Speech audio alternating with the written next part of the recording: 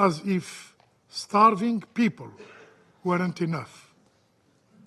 The Israeli occupying power is using water, yes, water, as a weapon of war. UNICEF reports that only 1 of 10 people in Gaza have access to clean water. Amidst this humanitarian catastrophe, the Israeli occupying forces brazenly took the liberty of killing Palestinians, completely disregarding the ceasefire agreement. Once again, Palestinian blood is being used as a tool for the political calculations of the Israeli politicians. I now give the floor to those council members who wish to make statements. I give the floor to the representative of Algeria. Madam President,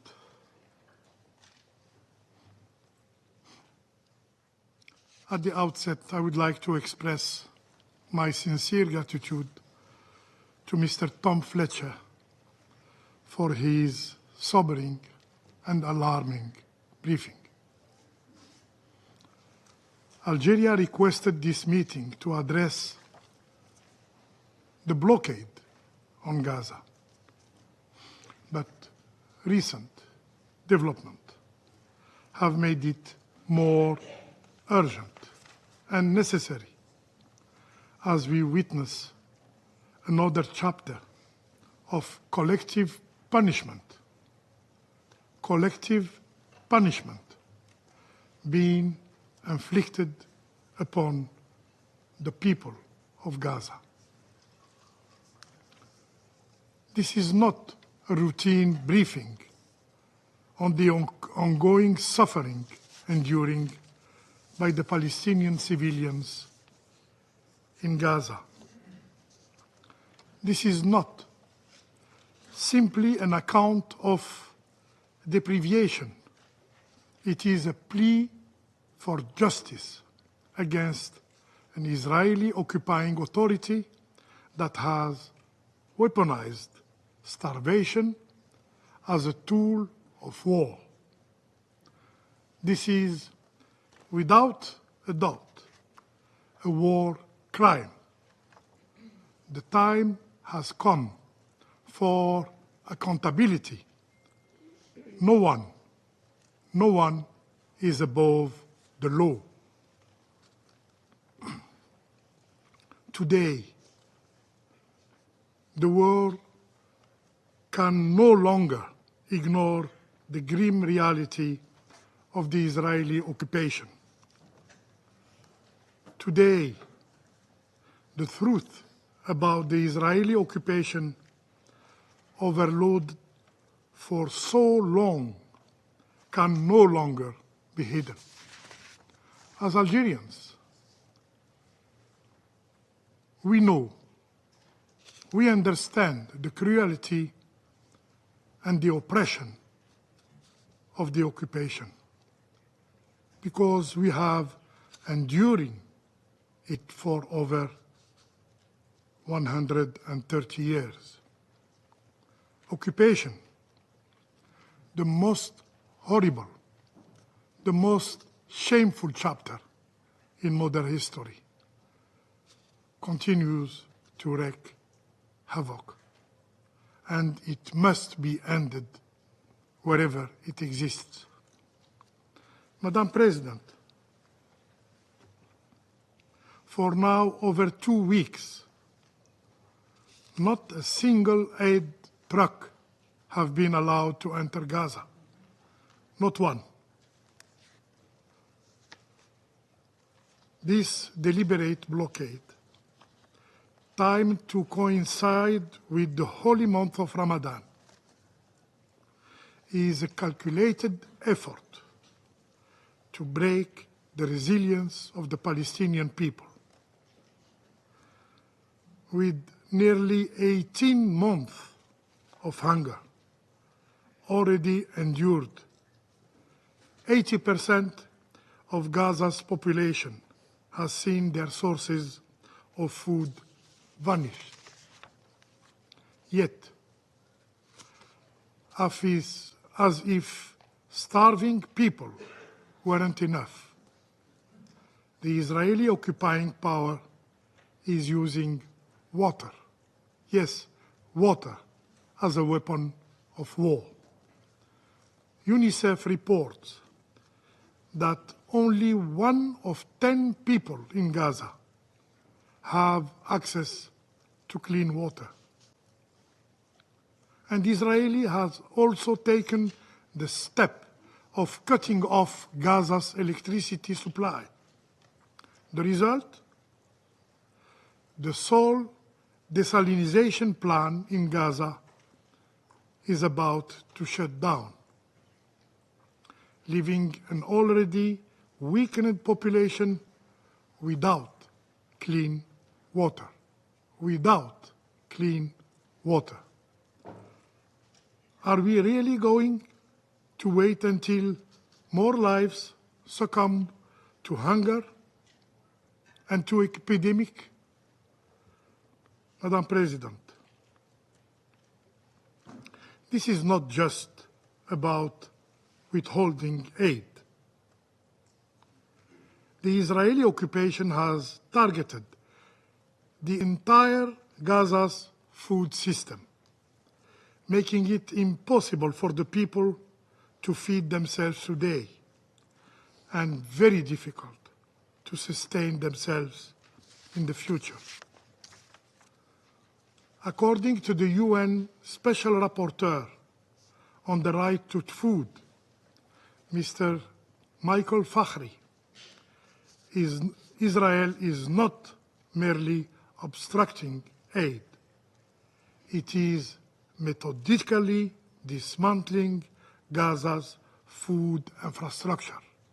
Moreover, after attacking UNRWA, the backbone of Gaza's humanitarian aid, Israel, as an occupying power, has imposed new restrictions on all NGOs, thus creating new administrative obstacles to their ability to operate and assist the Palestinian people.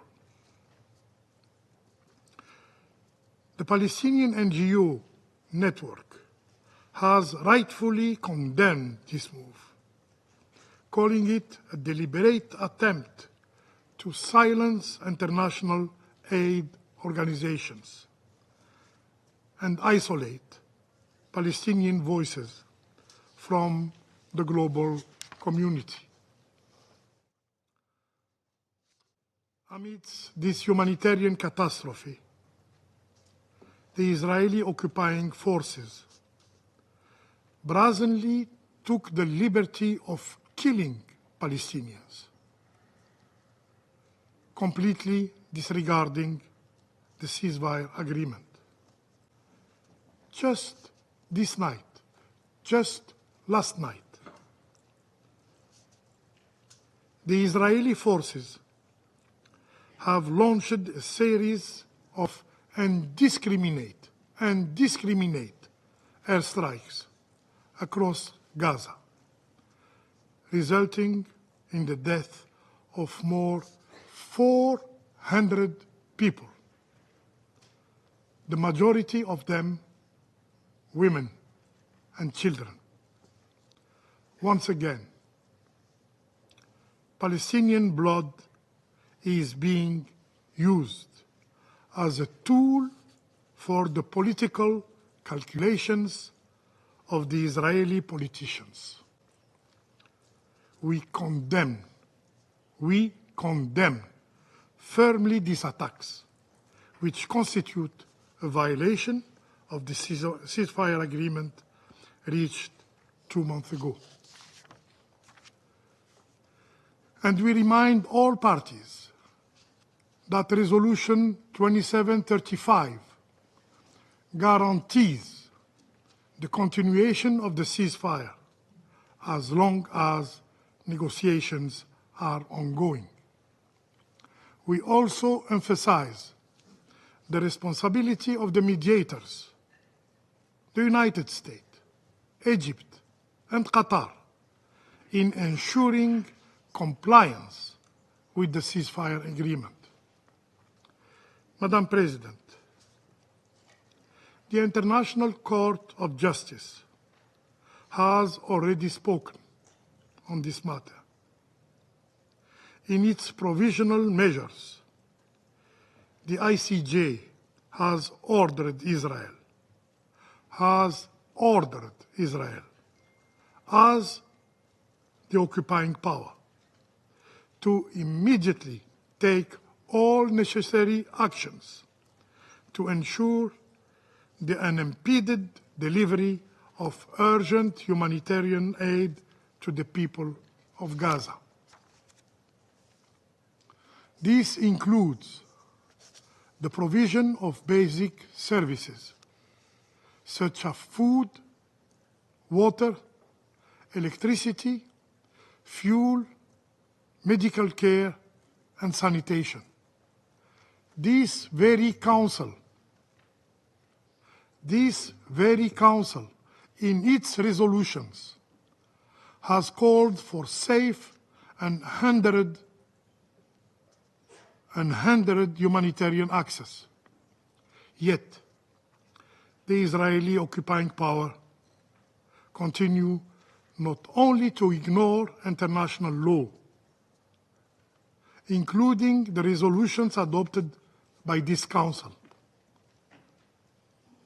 but to kill indiscriminately innocent Palestinian civilians. Madam President, we wonder what those who consistently invoke a so-called Israel's right to self-defense will say in response to this cruelty, to these atrocities. In Gaza, we are witnessing the systematic degradation of human dignity, the deliberate stripping away of the right of life, the right to life, to food, to water, and to basic human dignity. In Gaza, we are witnessing the demise of the values and principles that should be the foundation of international order: equality, humanity, justice. In Gaza, we are witnessing a cowardice and brutality of the Israeli occupation that is in full display, with no regard for innocent lives. Still silent, faced to these atrocities, the relevance of this Council is seriously questioned. Will it ever dare to take responsibility? Will it ever act to stop this genocide and preserve what remains, if any, of its credibility? I thank you.